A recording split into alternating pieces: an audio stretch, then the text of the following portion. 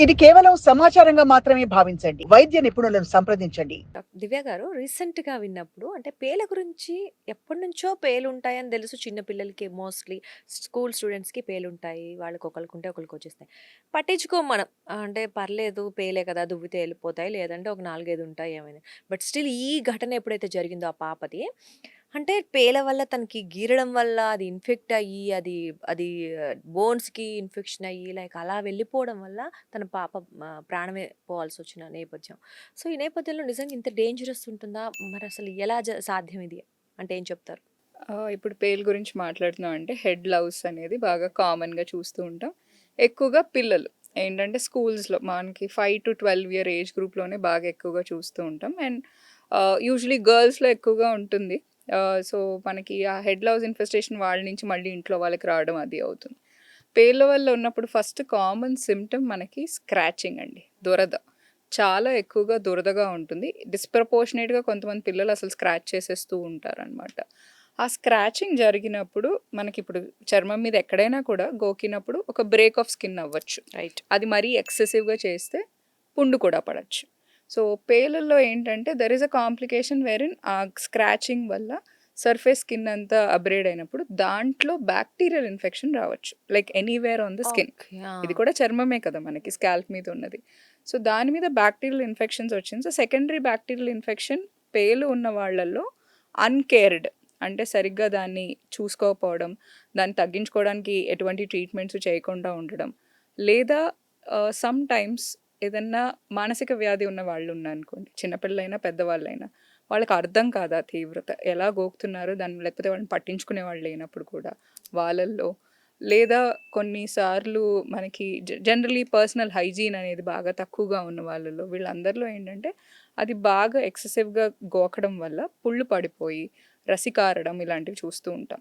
So, ఒక condition మేము ప్లైకా పలోనికా అని పిలుస్తాం అనమాట దాన్ని. ఏమైపోతుందంటే ఎక్కువగా పేలు ఈ వెనక భాగంలో, ఈ సైడ్స్ భాగంలో ఉంటాయి. ఉంటాయి. అవును. సో, అక్కడ ఎక్సెసివ్‌గా స్క్రాచ్ చేయడం వల్ల మళ్ళీ ఇన్ఫెక్షన్ అయ్యి పుండ్లు పడి రసి కారడం, జుట్టంతా ఇలా అట్ట కట్టినట్టుగా అయిపోవడం.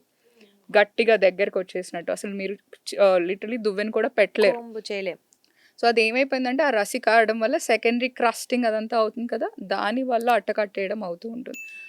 ఆ విషయంలో తప్పకుండా మేము యాంటీబయోటిక్స్ కూడా ఎందుకంటే బ్యాక్టీరియల్ ఇన్ఫెక్షన్ చేరింది కాబట్టి పేల మటుకే కాకుండా యాంటీబయాటిక్ ట్రీట్మెంట్ కూడా చేస్తూ ఉంటాం దాంట్లో. ఈ కేస్‌లో వచ్చేసరికి మేము విన్న ప్రకారం ఏంటి అంటే సెప్టిసీమియా వల్ల పాప చనిపోయింది అని వచ్చింది న్యూస్. సెప్టిసీమియా అనేది ఏంటి? Blood infection. సింపుల్ లే టర్మ్‌లో హ్మ్. ఇన్ఫెక్షన్ ఒక భాగం నుంచి అది చర్మం అవ్వనివ్వండి, లేదా లంగ్స్‌లో ఏమైనా ఇన్ఫెక్షన్ వచ్చింది. అది బ్లడ్ స్ట్రీమ్‌లోకి వెళ్ళటం. లేదా యూరినరీ ఇన్ఫెక్షన్స్ వస్తాయి మనకి యూజువల్లీ కామన్‌గా. అది కూడా బ్లడ్ స్ట్రీమ్‌లోకి వెళ్ళటంలో ఉన్నప్పుడు దాన్ని సెప్టిసీమియా అంటాం.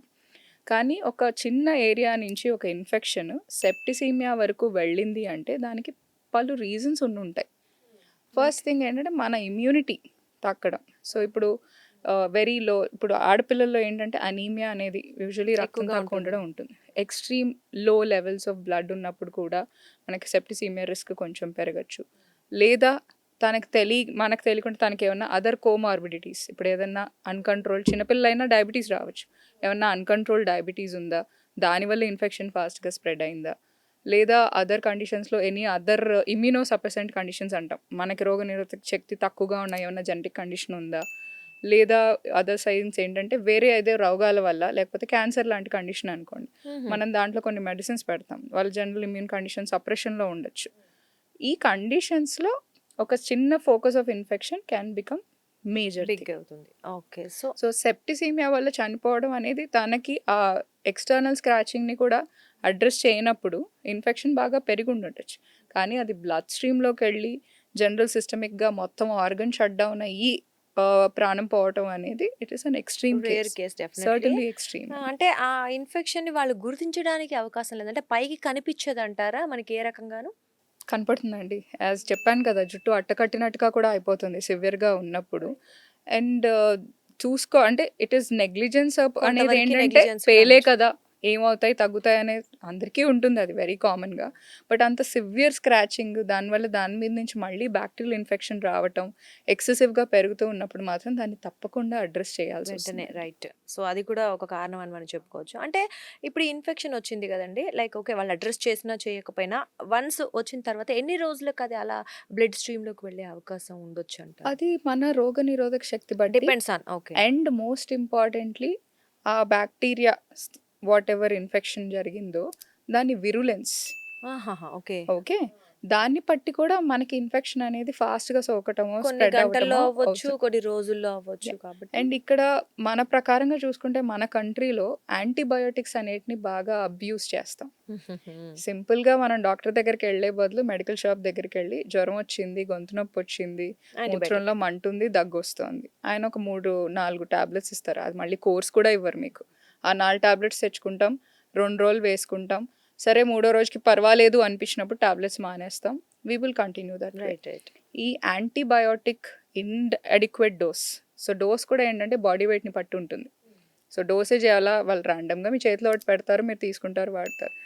బాడీ వెయిట్ని పట్టి చూస్తాము ఇన్ఫెక్షన్, ఎలాంటి ఇన్ఫెక్షన్, ఏ బాడీ పార్ట్ ఇన్వాల్వ్డో, ఎలాంటి ఆర్గానిజం అయి ఉండొచ్చు, అంటే we have something call gram negative, gram positive, బ్యాక్టీరియానా, ఫంగల్ ఏంటి, దాన్ని బట్టి మనకు ఉండే మెడికేషన్ అవి ఉంటాయి.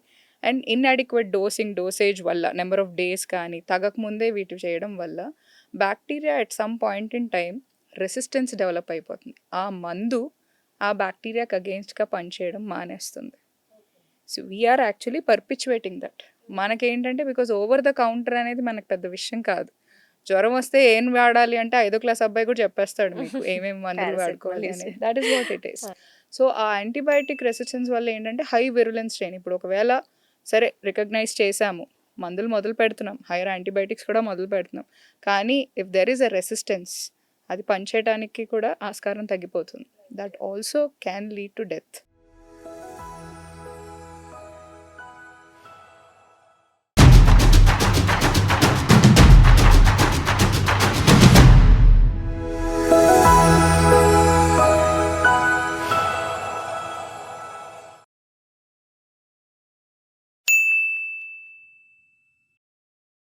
సాక్షి టీవీ ప్రసారాలను నిలిపివేయడం చట్టరీత్యా నేరం. సాక్షి టీవీ ప్రసారాల కోసం మీ స్థానిక కేబుల్ ఆపరేటర్ని వెంటనే సంప్రదించండి. డిటిహెచ్లో, ఇంటర్నెట్లో కూడా సాక్షి టీవీ ప్రసారాలను వీక్షించవచ్చు.